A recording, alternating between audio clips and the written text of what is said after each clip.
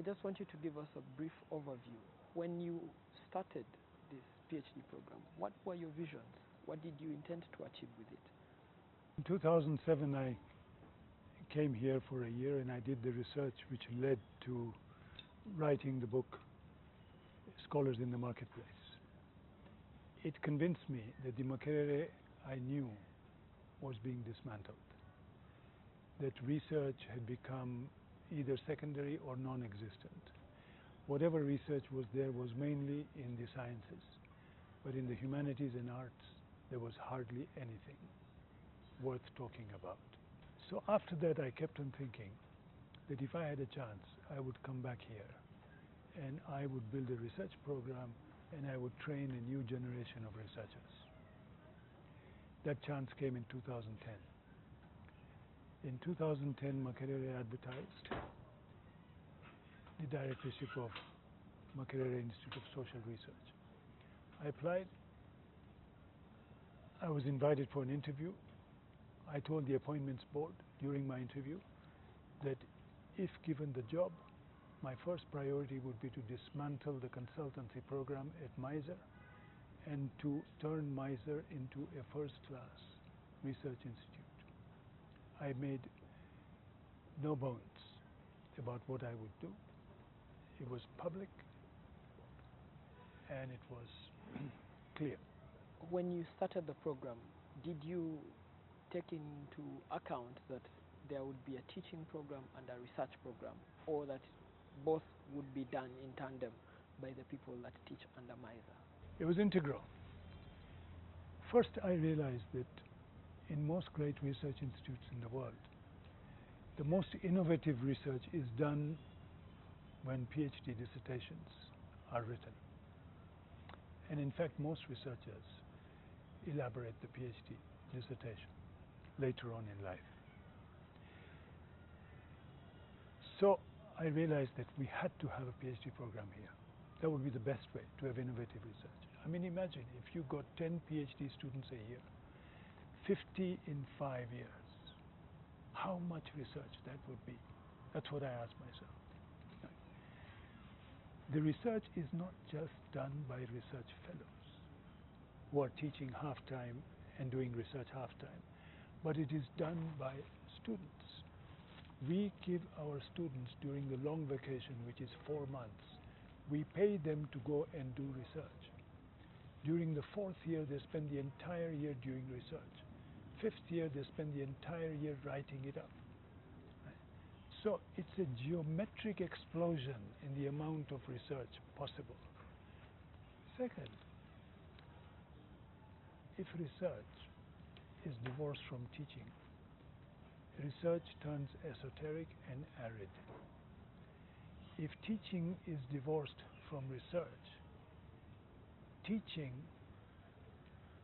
turns into non-creative repetition of old answers to old questions. Research provides you new knowledge. That new knowledge should be fed into teaching. That's our idea. There seems to be a conflict there. The professors that have disagreed with you, who include Dr. Stella Nyanzi now, say that for them, they term it patronizing to teach people, because they say that the idea that someone sits and lectures and then receives and marks, they say that's patronizing. What's your take on that? First of all, there's only one person who believes that. That's Dr. Nyanzi. Okay. Second thing is that, sure, teaching is not a democratic relationship. Okay. Neither is medicine a democratic relationship. You go to a school because you accept that there's something you want which you don't have. You go there to get certain skills. You are an apprentice. Otherwise you shouldn't come to school. If you think you have what you need, why come to school? Go somewhere else. Right? So there's nothing patronizing about it. It's hierarchical. Yes, of course it is. Right? A teacher-student relationship is hierarchical. If you just explain to me what you defined as teaching when you wrote in the correspondence to Dr. Stella Nyanzi telling her that she should teach students? What did that correspondence mean? Yeah, it meant she had to teach. Everybody here teaches one course a semester. Okay, just one course. 3 hours a week. That's what she had to do, teach 3 hours a week. I said to her, I had a discussion with her. I said, look, your core interest is sexuality, human sexuality. Right? Human sexuality begins, the study of human sexuality as a scholarly pursuit, begins with a critique of feminism. Right? It's a critique that feminists share one thing in common with those they critique, with the male chauvinists, which is that feminists and male chauvinists both think that there is a certain normal structure of the human family, and that structure is reflected in a marriage, man and woman. And their differences are about the relationship between the man and the woman. But queer theory, or human sexuality, begins with a critique of this normalization, this assumption that sexual relations between man and woman is normal, and not just normal but exhausts all human sexual relationship. And it's a claim that human sexual relationship has multiple expressions. Okay. So it's become an important field in the study of pluralism, in the study of difference, in all these larger studies. So I said, why don't you teach? We have a course on history and gender.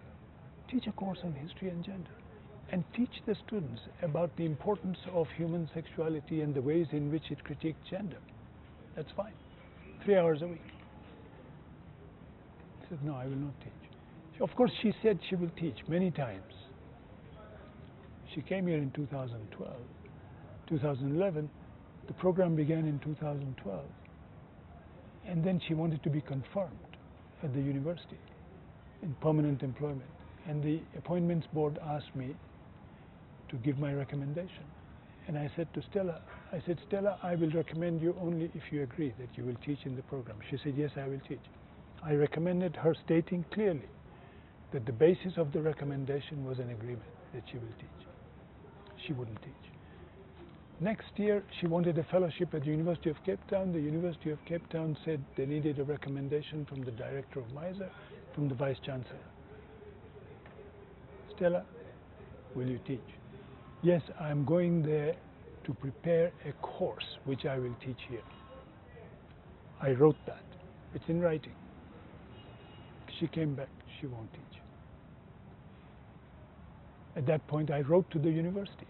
2014, I wrote to Director of Human Resources, copy to the Vice Chancellor. I explained the situation, I included the documentation, and I concluded the letter by saying, I need your advice. What shall I do?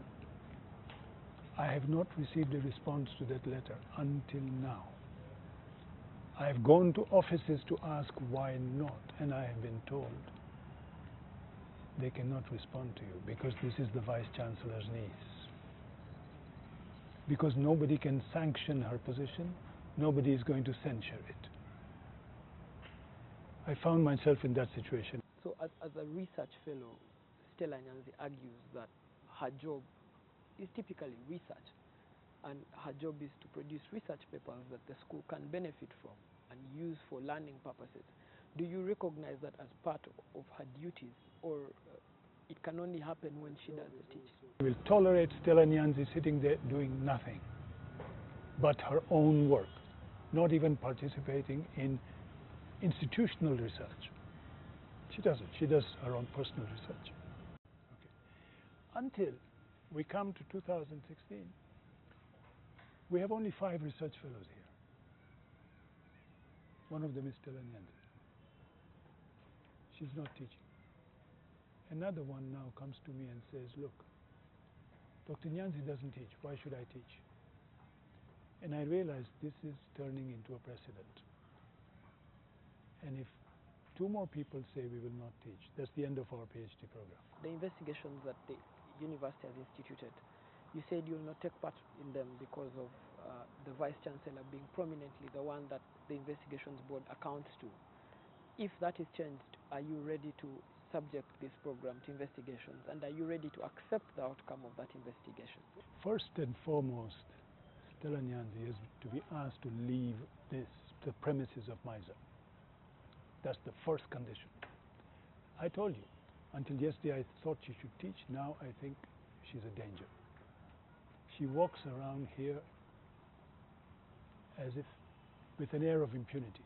This morning, shouting insults. People are scared. That's no environment. I don't want that environment here. Like a live wire, like a minefield. Be careful of Stella Nyanzi. Wouldn't that be setting the terms of your own investigation in this case? No. Of course, these are my terms. These are my terms. This person who did this has to go. Those are my terms, not anybody else's terms. They have to. Then, if you want an investigation, fine. But the Vice-Chancellor has to be investigated also. The Vice-Chancellor cannot appoint an investigating team which is answerable to him, which reports to him. No. He takes primary responsibility. He is the architect of those who would like to dismantle this program. We are witnessing a dramatic dismantling of this program. A dismantling under the initiative of the Vice-Chancellor of this university. That process has been on television and it is now in the press. I, as director, am not willing to be complicit in it. If this process continues and if the university does not give visible indication that they are willing to support this program, I will resign. And I will certainly not apply for a second term as director of this institute. That's my last word.